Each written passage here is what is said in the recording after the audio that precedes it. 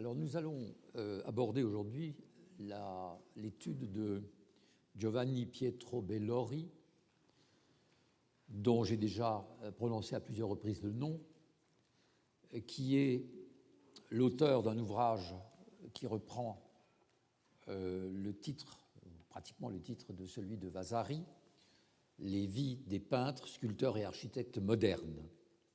Et ce livre date de 1672. Nous allons voir tout de suite en même temps qu'il se distingue radicalement de celui de Vasari, déjà par le fait qu'il propose une sélection qualitative des artistes. Les artistes qu'il choisit doivent servir de modèle, d'exemple pour les artistes contemporains et pour le public cultivé. Il n'y a donc pas à proprement parler de discours critique comme chez Vasari, dans la mesure où les artistes que choisit Bellori sont des artistes qu'il estime. Donc il n'a pas à distribuer des bons et des mauvais points comme le faisait Vasari. Ce qu'il analyse, c'est l'activité artistique en réalité. Vous allez voir que à la fois ce qu'il dit des artistes, ce qui est relatif à leur biographie, comme ce qu'il dit des œuvres, convergent toujours vers la même chose, à savoir la présentation de cette activité, l'étude de cette activité.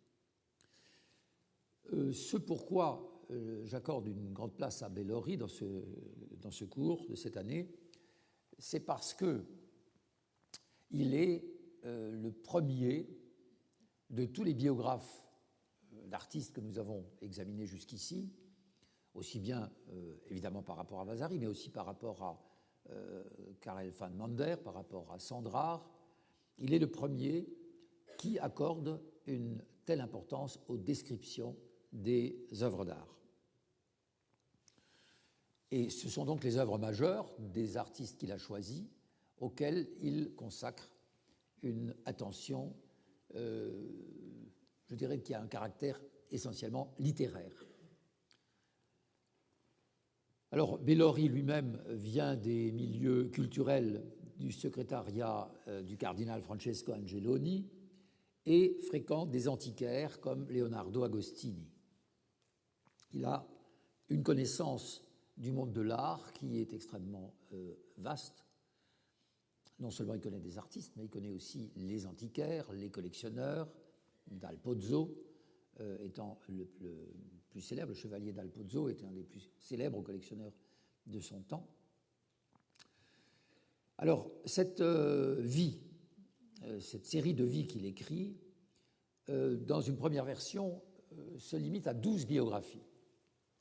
12 biographies d'artistes actifs à Rome, Hannibal et Augustin Carasch, Domenico Fontana, Frédéric Baroche, Le Caravage, Rubens, Van Dyck, François Duquesnoy, le Dominicain, Lanfranco et Algardi. Et puis, un artiste français qui est au fond le point de convergence du contenu de ce livre, c'est Poussin. Donc tous ces artistes, en fait, ont déployé leur œuvre et leur talent sur la scène romaine. Rome joue donc un rôle déterminant, à la fois dans l'influence que cette ville exerce sur eux, la ville antique bien sûr, mais aussi la ville moderne, et qu'un artiste comme Fontana a précisément contribué à restaurer la grandeur antique de Rome. Et même la place culturelle des Flandres, lorsqu'il l'évoque, il la situe par rapport au modèle romain.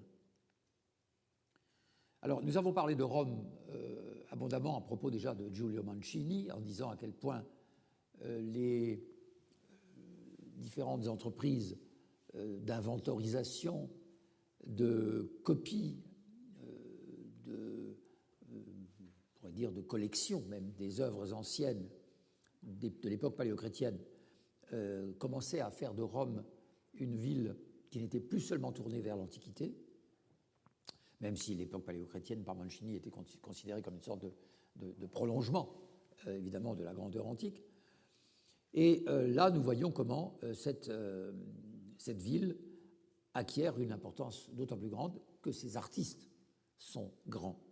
Donc la grandeur même de la cité est tributaire de la grandeur des artistes. C'est évidemment le même schéma que celui de Vasari, mais simplement que lui considérait que c'était Florence et non pas Rome. Alors, dans la littérature artistique, la première publication de Bellori est une description de la galerie Farnèse décorée par Annibal Carrache. Et ce texte date de 1657. Il décrit avec soin cet ensemble, nous en donne une explication absolument argumentée par l'étude même des thèmes, de même qu'il donne une description des chambres du Vatican décorées par les fresques de Raphaël. Malheureusement, ça c'est un ouvrage qui est prêt avant 1670, mais qui sera publié seulement entre 1695 et 96. C'est intéressant de noter ces deux ensembles, Raphaël au Vatican et le Carrache et son atelier, bien entendu, au Palais Farnèse, parce que ce sont des grands cycles de peinture et que Bellori s'intéresse particulièrement à ces questions de cycles parce que, à travers ces cycles de fresques, on est aussi en mesure d'approcher une tradition picturale, un héritage historique d'une certaine façon. Et puis, dans ces cycles, il met en évidence que l'essence de la peinture est dans l'imitation des actions et des sentiments humains. La peinture doit restituer l'activité humaine, les affects, par conséquent, les passions. Et il paraît donc évident que Bellori s'attache à décrire avec beaucoup d'acuité les figures des protagonistes, puisque c'est en lisant les gestes, les expressions physionomiques qu'il parvient à nous donner un récit cohérent et à ranger toute cette représentation dans le droit fil d'une imitation juste. Alors, donc, ces procédés descriptifs, il les a donc explorés dans des études comme celle que je viens d'indiquer, dans cette description des grands cycles de fresques, et il va les utiliser dans ses vies, dans les vitées dont j'ai parlé tout à l'heure. L'expérience visuelle, telle qu'elle importe dans l'écriture de Bellori, est quelque chose de tout à fait nouveau dans l'histoire de l'art, même si nous avons des cas, je vais encore avoir l'occasion de les évoquer, antérieurs, de telles descriptions, de tels efforts descriptifs, précisément à Rome d'ailleurs, au XVIIe siècle. Il n'empêche que c'est Bellori qui est vraiment le plus important des écrivains sur l'art et qui est celui qui réussit le mieux et qui a sans doute réussi à parfaire ce modèle descriptif. À la tête de son livre sur les vies, donc de 1672, il place des réflexions sur l'idéa, l'idéa, le modèle de pensée qu'est l'idée. De quoi s'agit-il? Je donne sa propre définition, qui n'est pas immédiatement caractérisée par sa simplicité. L'idée du peintre et du sculpteur est cet exemple parfait et excellent de l'esprit auquel se conforment les choses qui sont vues dans l'imitation de sa forme imaginée. Donc il y a une idée, une conception de quelque chose qui vient de l'esprit du peintre et qui doit ensuite se transformer en imagination, j'allais dire en imagination imaginante, en imagination créatrice, donc transposée ainsi sur la toile à partir de cette vue de l'esprit. Cette place du concept de de l'idée, et donc implicitement aussi du dessin, est quelque chose de tout à fait important dans la théorie de Bellori. D'ailleurs, Panofsky, dans son ouvrage qui s'appelle précisément Idea, lui accorde une très grande place.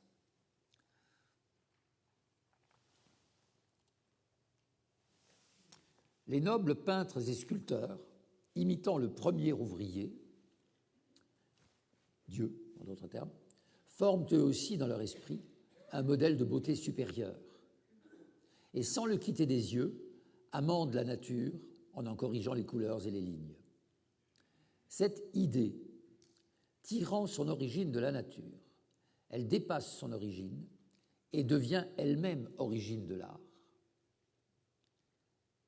Mesurée par le compas de l'entendement, elle devient mesure de la main œuvrante et, animée par l'imagination, elle donne vie aux images. Voilà les trois étapes, si vous voulez, de cette déconstruction conceptuelle.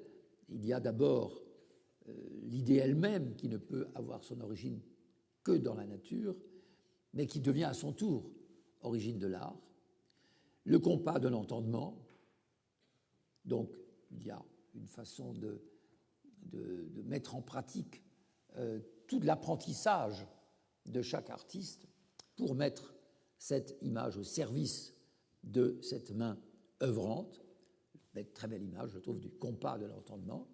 Et enfin, elle est animée par l'imagination, c'est-à-dire ce qui va finalement donner vie à ces scènes, à ces protagonistes animés, ces figures animées, gesticulant dans l'image. L'idée du peintre et du sculpteur est ce modèle parfait et excellent dans l'esprit, auquel ressemblent les choses qui sont devant nos yeux, parce qu'elles en imitent la forme imaginée. Suivant l'exemple des anciens, les meilleurs de nos modernes, tels Leon Battista Alberti, nous apprennent qu'il faut aimer dans toutes les choses non seulement la ressemblance, mais surtout la beauté, et que celle-ci doit être tirée des plus belles parties des corps les plus beaux.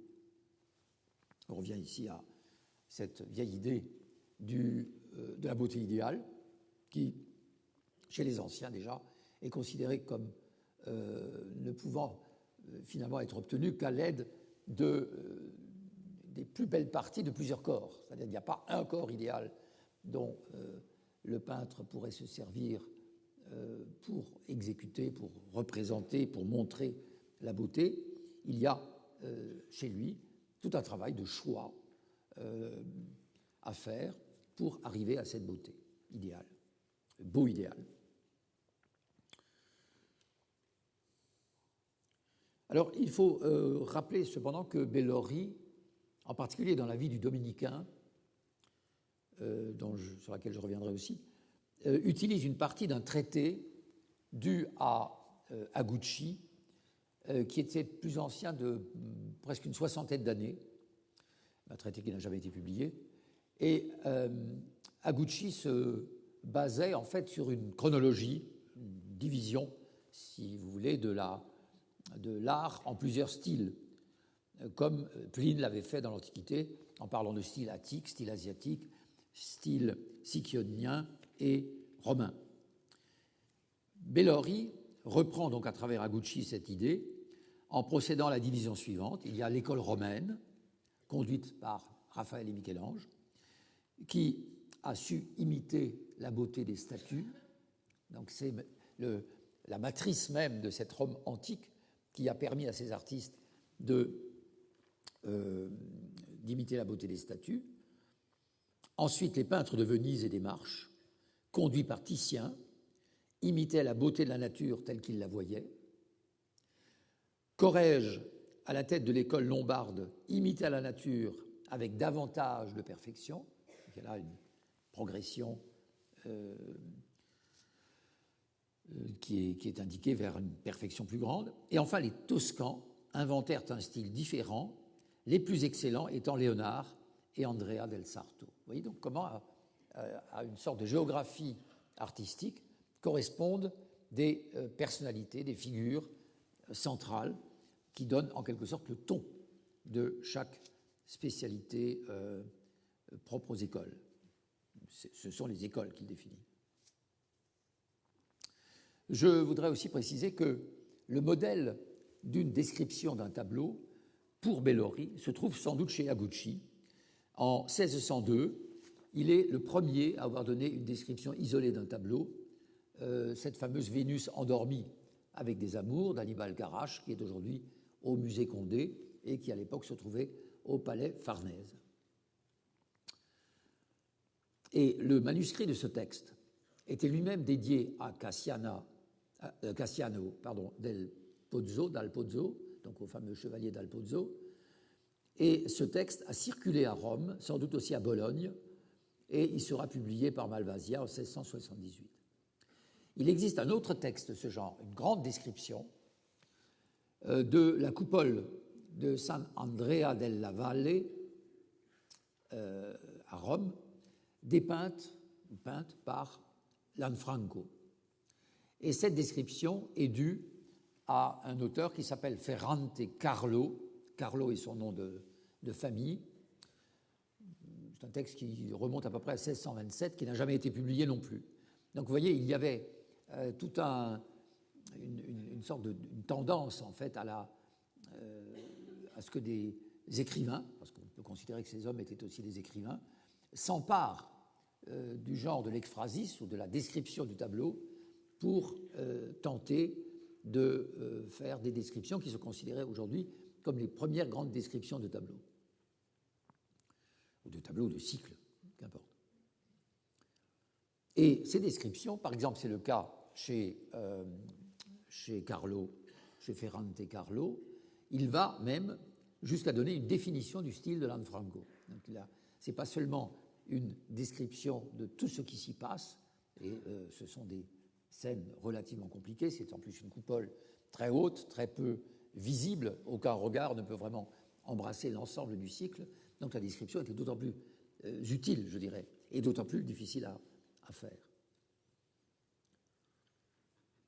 Alors, l'artiste qui a su opérer la synthèse de toutes ces écoles et aussi la synthèse entre l'ancien et un idéal moderne, c'est Annibal Garrasch, aux yeux de Bellori.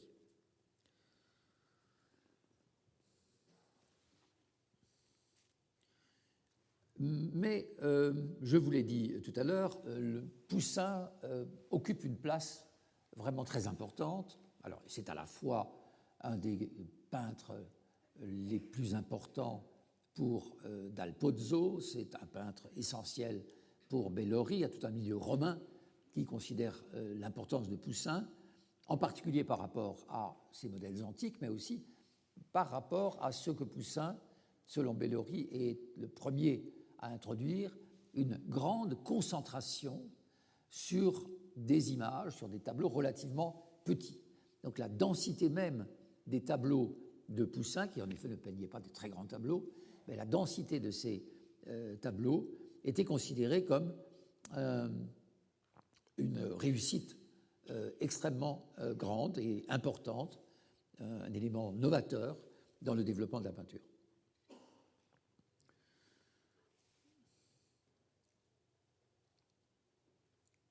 Alors, donc il étudie à la fois les actions et les affects, comme je vous l'ai dit, et Bellori nous mène progressivement le lecteur de cette description, d'un protagoniste de la scène à un autre. Toujours les personnages principaux, puis les personnages secondaires. Mais il y a aussi, vous le verrez, des passages où il commente la lumière, il commente le coloris. Et c'est au fond, je dirais, la fusion de tous ces éléments, de tous ces caractères dans leur traduction linguistique, langagière, qui fait la grande originalité de Bellori.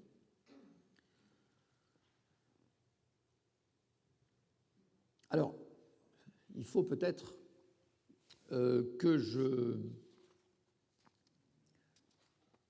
fasse un bref résumé de ce que j'ai pu dire la dernière fois, mais non pas pendant l'heure qui est diffusée sur Internet, mais plutôt dans la deuxième heure où nous regardons en général beaucoup d'images, mais où j'ai fait un sort particulier à la question de la description. Je crois qu'il faut que je revienne là-dessus parce que c'est un élément tout à fait essentiel pour la compréhension de la suite.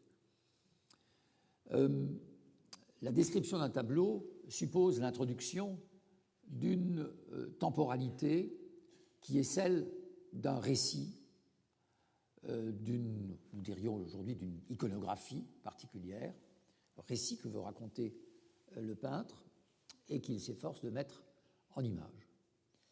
La distribution même des figures à l'intérieur d'un tableau fait que le descripteur ne peut pas tout simplement nous dire en même temps, simultanément, comme nous le voyons dans le tableau, comment ces scènes sont déployées. Il faut qu'il introduise un ordre temporel en partant d'une partie, en allant vers une autre et en terminant encore par une autre.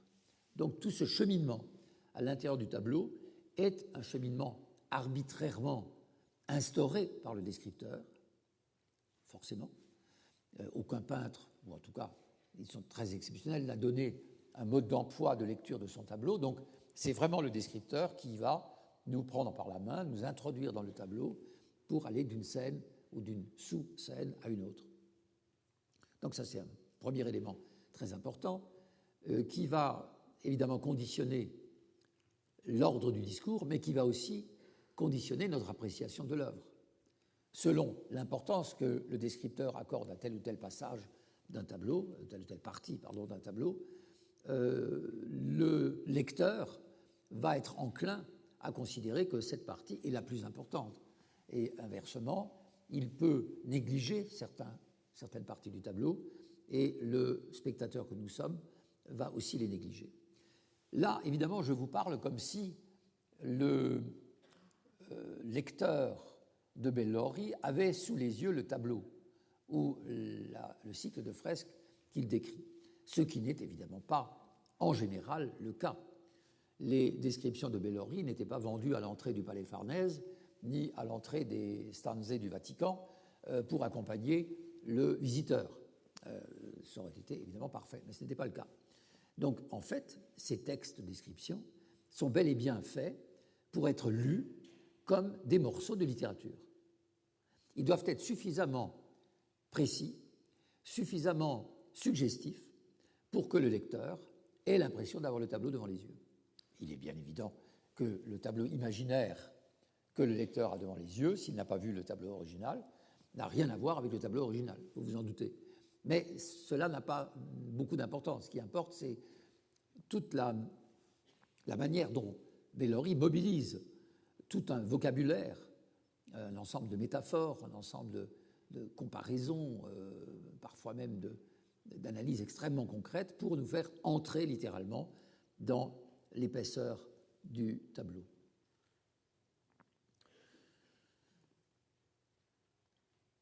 Ce que je voudrais encore souligner, c'est la place qu'il donne à Hannibal Carrache. Je l'ai souligné tout à l'heure, je vous ai dit que pour lui c'était le premier à avoir su réaliser cette synthèse entre l'ancien et le moderne. En même temps, puisque je l'ai fait déjà à propos d'autres récits miraculeux quasiment, il considère aussi que la mission de Hannibal Carrache était quasiment une mission divine et qu'il a des dons divins. Il donne un récit où il raconte que lors d'un voyage, le père de Hannibal a été molesté par un brigand et que le jeune homme a dessiné de mémoire un tel portrait du malfaiteur qu'on a vite fait de le retrouver. C'est l'inventeur du portrait robot. Le récit est évidemment tout à fait éloquent. Ça veut dire qu'il avait déjà un tel sens de la réalité qu'il parvenait à saisir les traits d'un visage. L'efficacité, dit Bellori, l'efficacité de ses capacités d'étude et d'analyse apparut fort tôt. Elle le portait vers les formes de la nature et il les traduisait avec vivacité par le dessin, grâce à ce don tant loué d'exprimer en quelques traits l'esprit et l'âme par les formes. Il fit montre dès sa prime jeunesse de ses talents d'observation. Voilà. Et puis arrive cette histoire étonnante.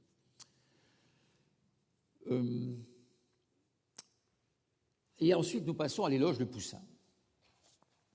Alors, je l'ai dit, les formats réduits du Poussin ont beaucoup retenu son attention, parce que le format réduit provoque une concentration des effets, produit aussi un grand plaisir de l'esprit et des yeux, et surtout, ce qui nous frappe aujourd'hui, évidemment, c'est l'importance nouvelle de la France et le rôle de Rome dans l'évolution d'un artiste.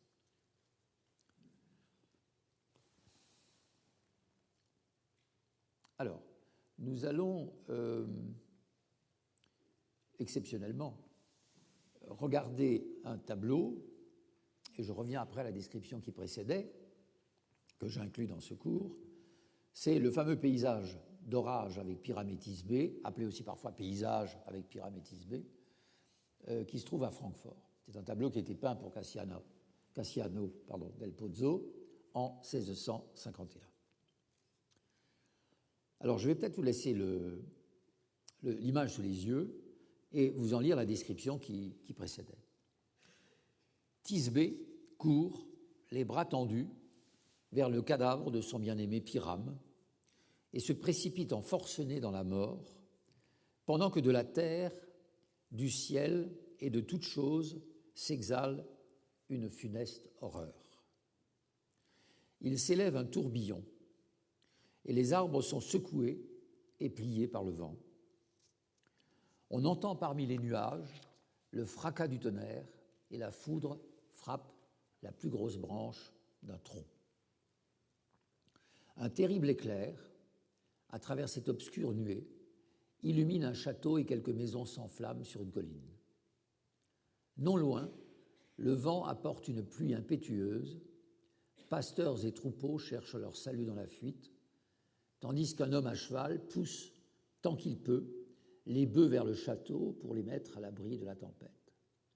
Sorti de la forêt, un lion terrifiant déchire un cheval tombé à terre avec son cavalier, et le compagnon de ce dernier frappe le fauve avec sa pique. C'est ce lion qui a provoqué la mort des amants malheureux. Bon, moi je ne vois pas trop bien sur mon écran, mais vous voyez toute cette scène. Voilà. Donc, ainsi qu'elle est décrite par Bellori. Vous voyez ici le bouvier avec ses bœufs. Vous voyez ici le cheval qui va être attaqué par le lion. Ici, Pyramétis B, évidemment en premier plan. Et ce qu'il a dit de la description du paysage, l'orage, les arbres inclinés, l'éclair, tout cela est donné avec une grande concision, finalement. Nous avons eu en un texte relativement court, voilà, la longueur du texte n'est pas très long, et avec ce texte, on peut dire que tout est dit du tableau. L'essentiel, y compris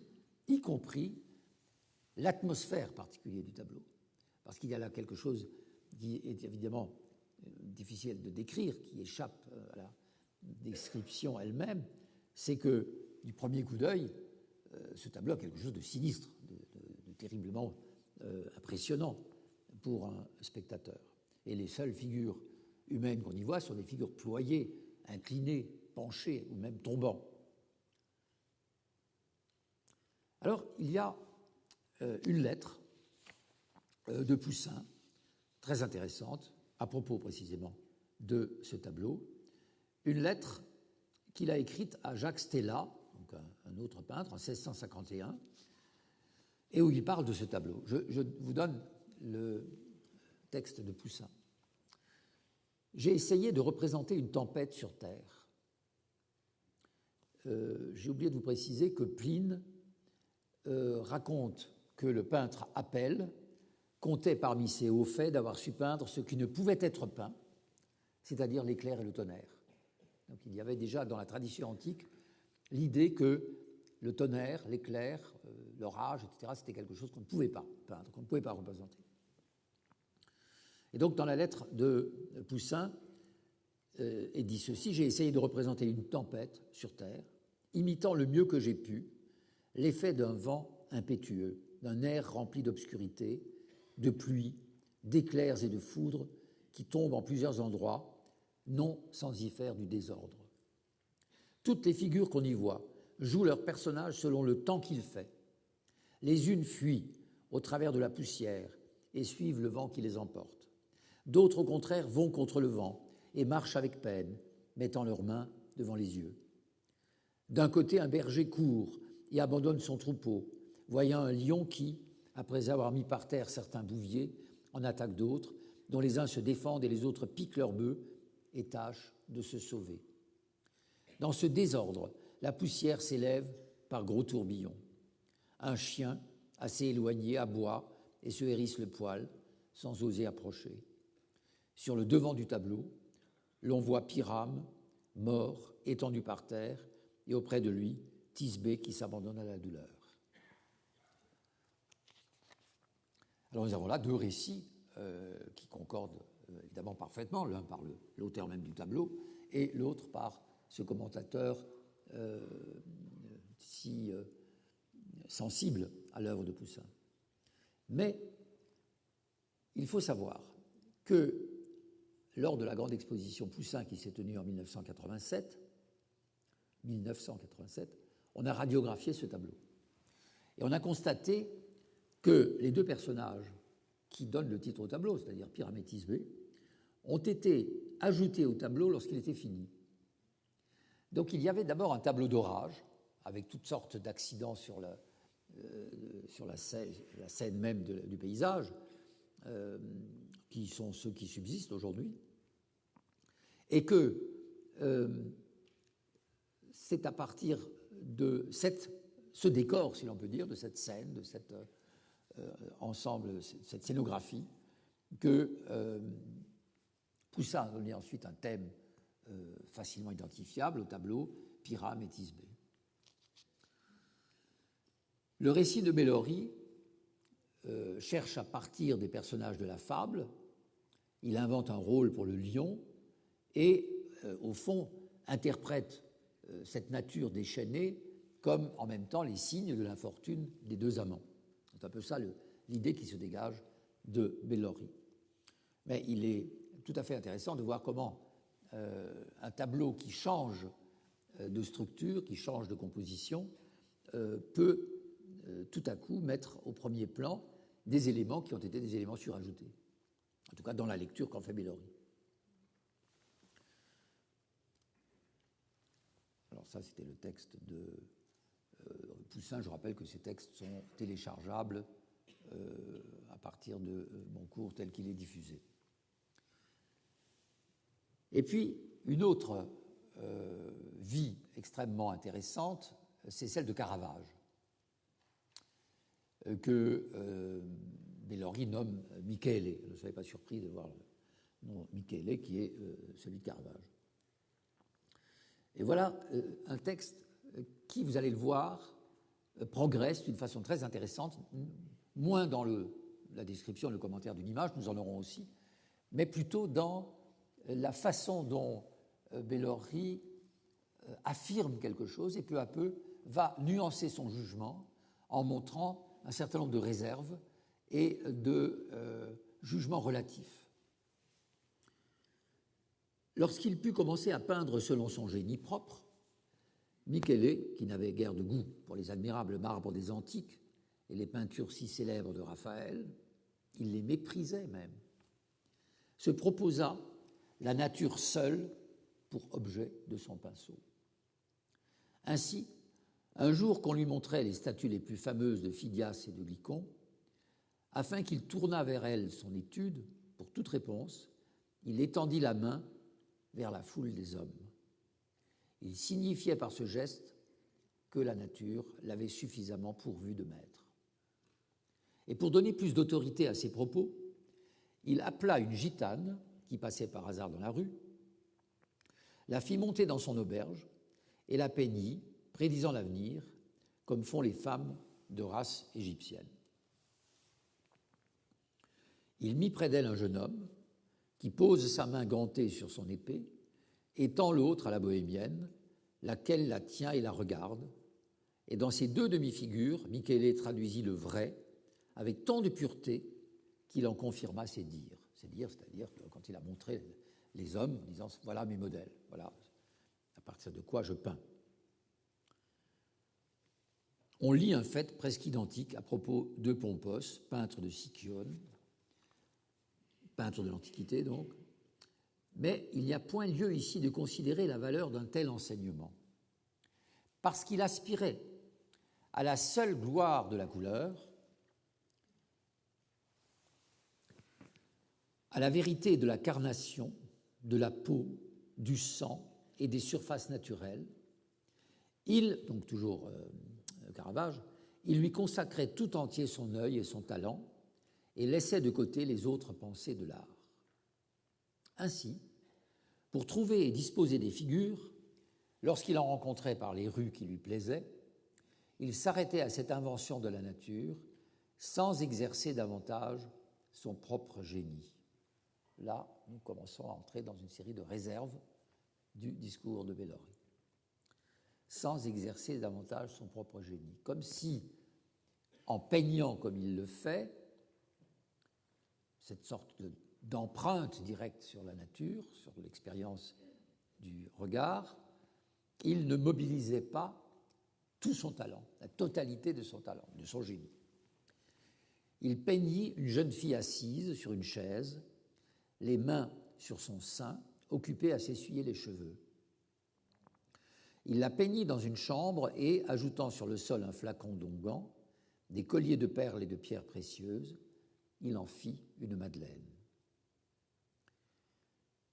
Là aussi, j'attire votre attention sur le fait qu'il parle d'abord de cette jeune fille, d'un modèle, d'une certaine manière, on voit bien comment il peut peindre d'après nature, et c'est dans un deuxième temps que la jeune fille devient Madeleine, ce qui n'est certainement pas la démarche adoptée par Caravage, mais c'est ainsi que Bellori lit le tableau.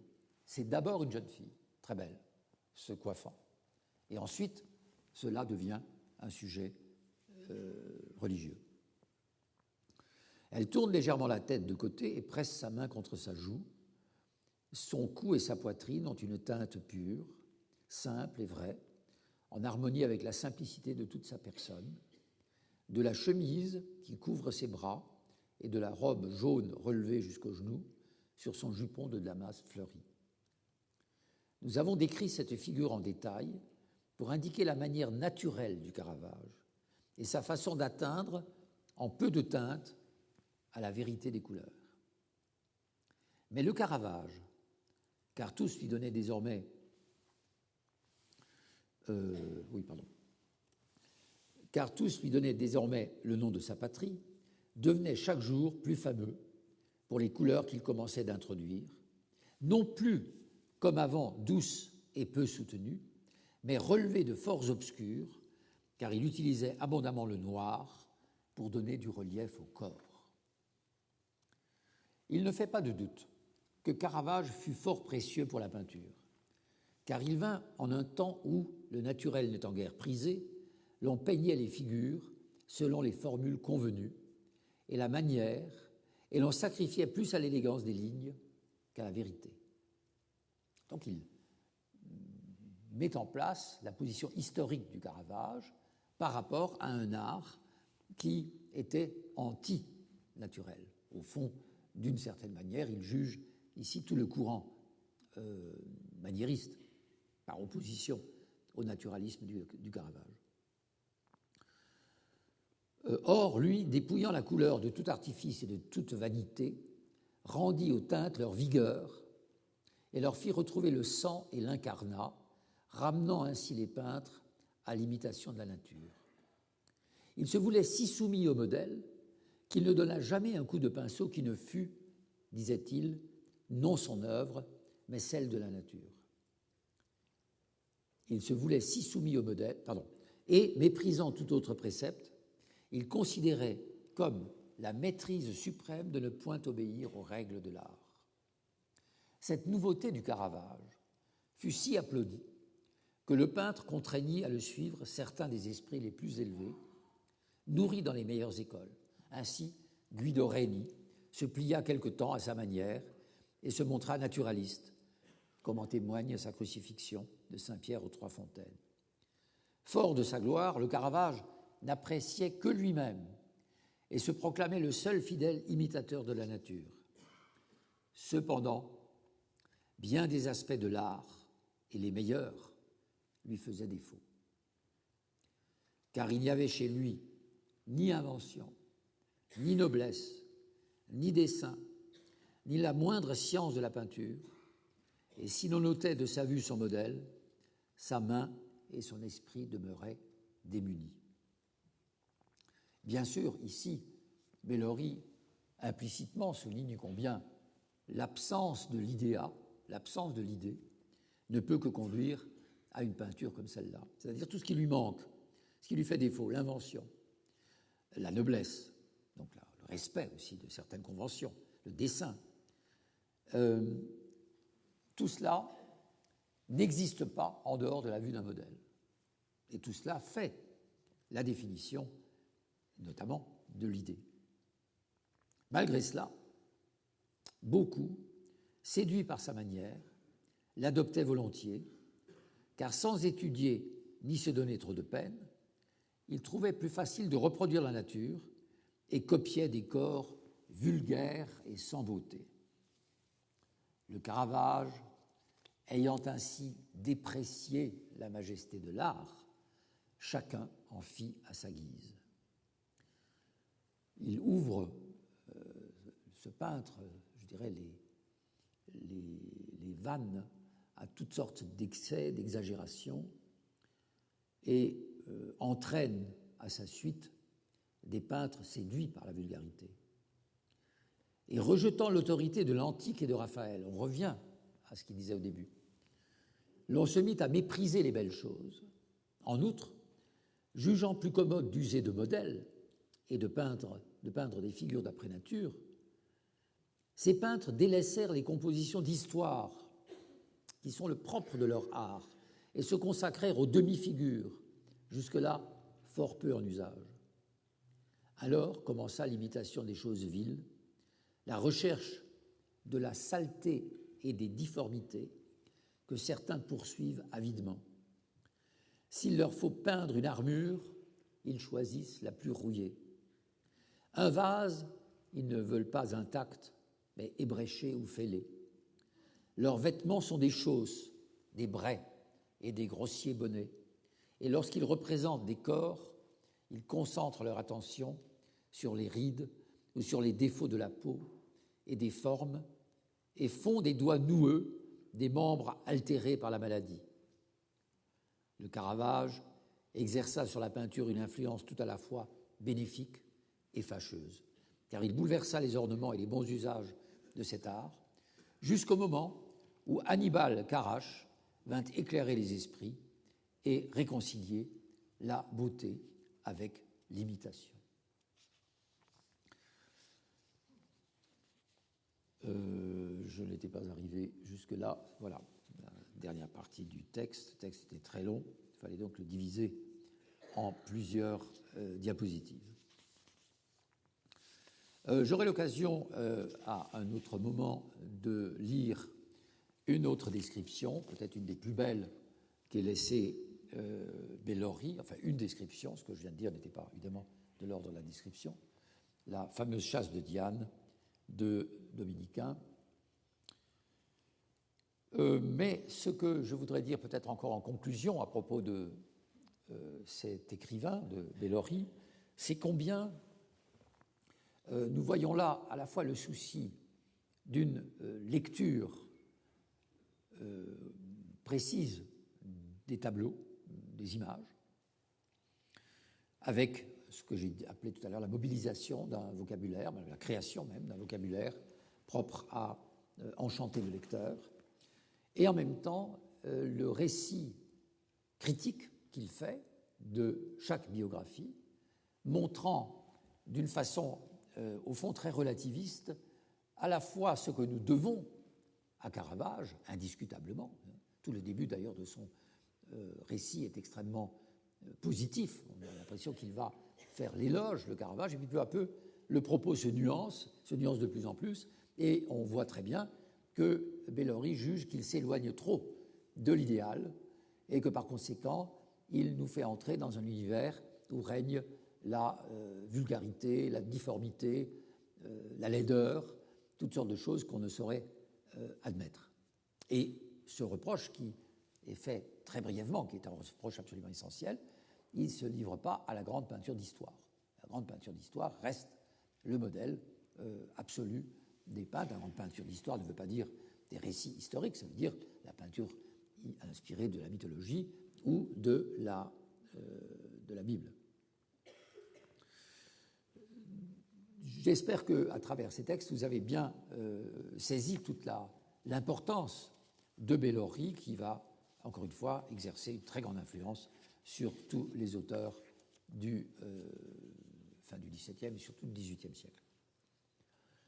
Et puis, j'en viens à un dernier auteur que je voudrais traiter un peu vite, je m'en excuse par avance, mais qui occupe une position au fond tout à fait intéressante, à la fois par rapport à Bellori et par rapport à toute l'historiographie de l'art que nous avons examinée jusqu'ici. Au fond, il s'agit du premier auteur qui est véritablement français, qui s'appelle André Félibien. Vous connaissez tous le nom de Félibien, vous ne connaissez peut-être pas forcément André. Il y a toute une famille de Félibien qui a donné des lettres de gloire à l'historiographie de l'art et de l'architecture. André Félibien est né en 1619, mort en 1695, et il a laissé une fort abondante production littéraire. Et nous devons la réévaluation de André Félibien à mon collègue Jacques Thuillier, dont peut-être un certain nombre d'entre vous ont suivi l'enseignement ici même au Collège de France il y a quelques années. Alors, André Félibien était le fils d'un notable de Chartres, très tôt attiré par les lettres, qui s'est formé au contact d'un petit cercle de lettrés réformés, bien que lui-même était catholique. Il fait en 1647 jusqu'en 1649 un voyage en Italie en tant que secrétaire d'ambassade auprès du pape. Et à Rome, il a l'occasion d'admirer l'œuvre de Poussin. En 1666, André Félibien devient historiographe du roi et il publie la même année la première partie des entretiens sur les vies et les ouvrages des plus excellents peintres anciens et modernes. Entretiens, nous appellerons cela tout brièvement entretien sur les vies et les ouvrages des plus excellents peintres anciens et modernes. C'est encore un titre qui est emprunté à la tradition Vasari, Bellori, mais tout de même avec cette notion qui apparaît dès le titre des plus excellents peintres anciens et modernes. Donc il s'intéresse aux deux comme Bellori. Et la forme de l'entretien est une forme tout à fait courante dans le domaine littéraire à cette époque et qui rend les choses plus vivantes parce qu'il y a des interlocuteurs qui peuvent défendre certaines positions et se faire un petit peu, comme on dit, l'avocat du diable. En 1668, il est conseiller honoraire de l'Académie de peinture et de sculpture. Et en 1673, il est nommé garde des antiques du roi. Il a à ce moment-là un rôle d'expert pour les acquisitions que fait le roi dans le domaine de l'art.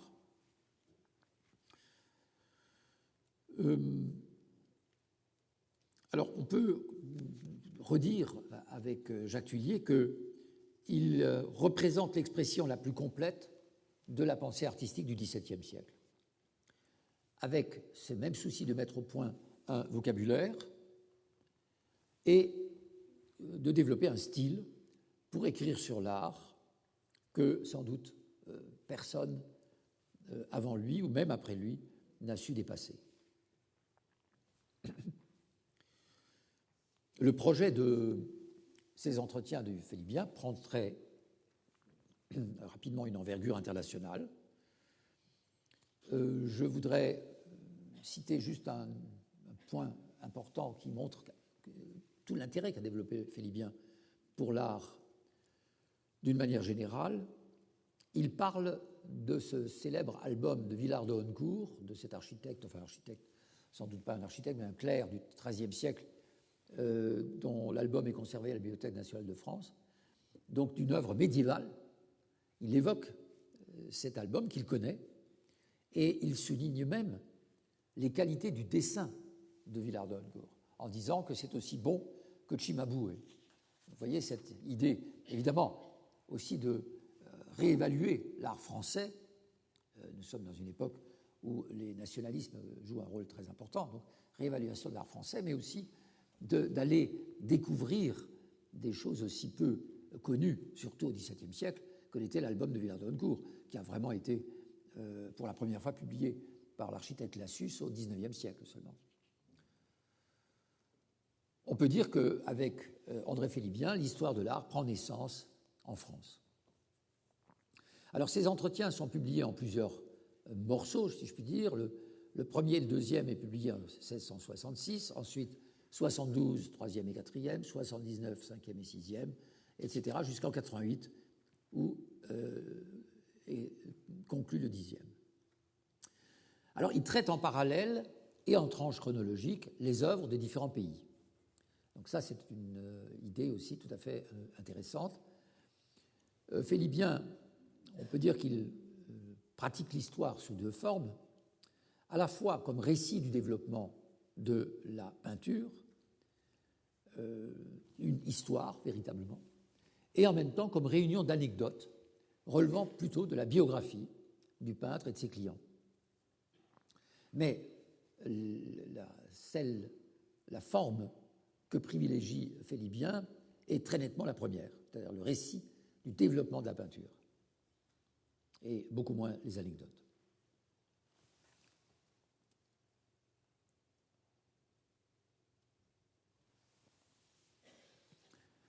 Je vous ai fait voir jusqu'ici le commencement et le progrès de la peinture.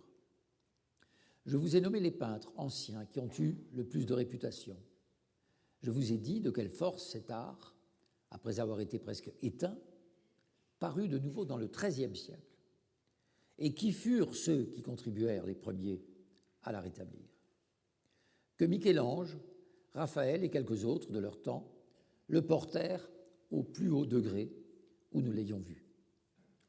Vous savez ceux qui se sont signalés dans leurs écoles et en plusieurs lieux d'Italie. Comment la peinture se perfectionna dans les autres pays, et aussi de quelle sorte elle vint à déchoir quand certains peintres, qui parurent au commencement de ce siècle, s'étant laissés aller à des goûts particuliers, au lieu de marcher toujours sur les pas des plus grands maîtres, ne suivirent que leur propre génie. Car il est vrai que dans Rome même, on ne pratiquait presque plus les enseignements ni de Raphaël, ni des Caraches, lorsque le Poussin commença, si j'ose dire, à nous ouvrir les yeux et à nous donner des connaissances encore plus grandes de la peinture que celles que nous avions eues. Puis, qu'ayant remonté jusqu'à la source de cet art, il nous a appris les maximes des plus savants peintres de l'Antiquité et a mis en pratique ce que nous ne savions de l'excellence de leurs ouvrages que par le rapport des historiens. Ça, c'est un éloge remarquable de Poussin, qui aurait réussi non seulement à s'approprier l'enseignement des anciens, par la lecture des anciens, Pline évidemment en premier, mais aussi Cicéron, Quintilien, et il aurait su faire passer directement dans son art les effets de cet enseignement.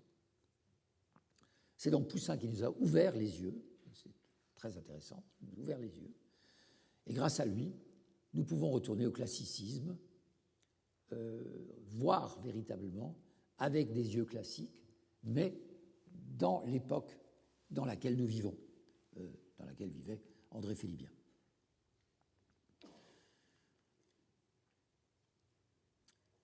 Pour Félibien, c'est aussi un point qu'il faut absolument souligner, il n'y a pas de progrès linéaire de l'art.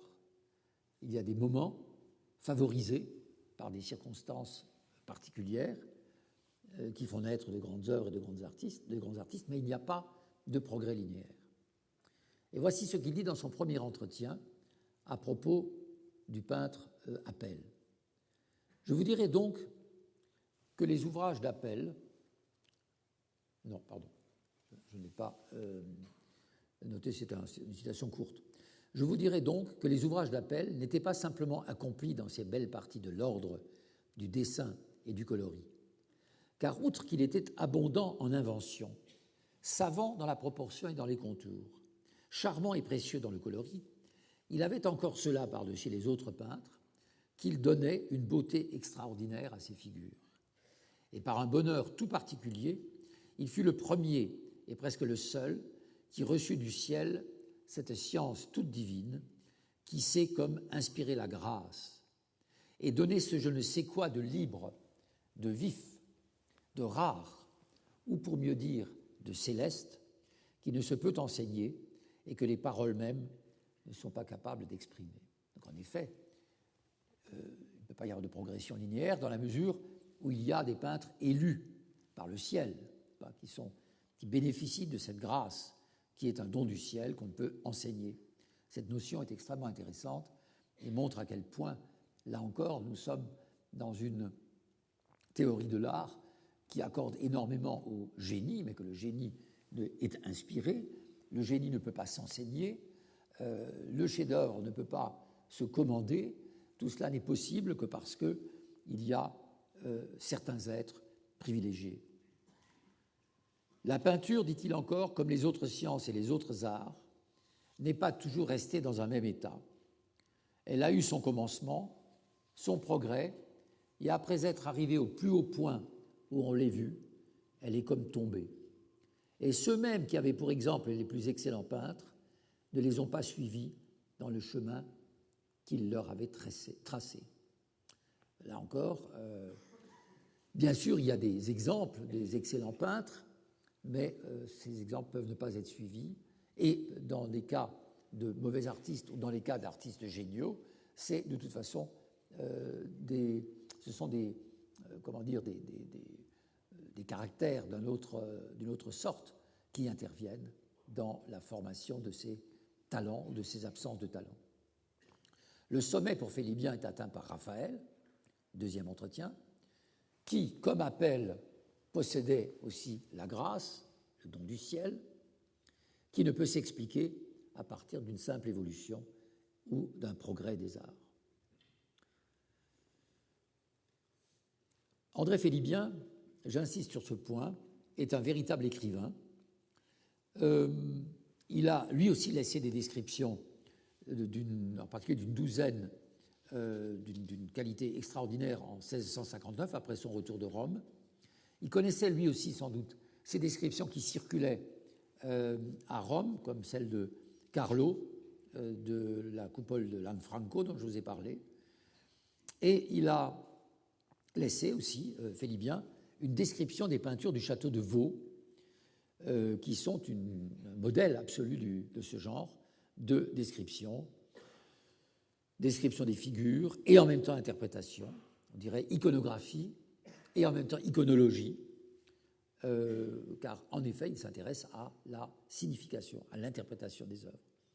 Il distingue bien ce qui est de l'ordre de l'exécution, les qualités de la perspective, de la lumière, du coloris, de l'expression, mais toujours le but de Félibien est de faire l'éloge non du peintre, mais de celui auquel sont destinées ces peintures, c'est-à-dire Fouquet en l'occurrence. Dans un autre recueil de descriptions, lorsqu'il dépeint les reines de Perse au pied d'Alexandre, le tableau célèbre de Lebrun qui est à Versailles, là encore c'est un éloge du monarque et en même temps qu'une description systématique du tableau.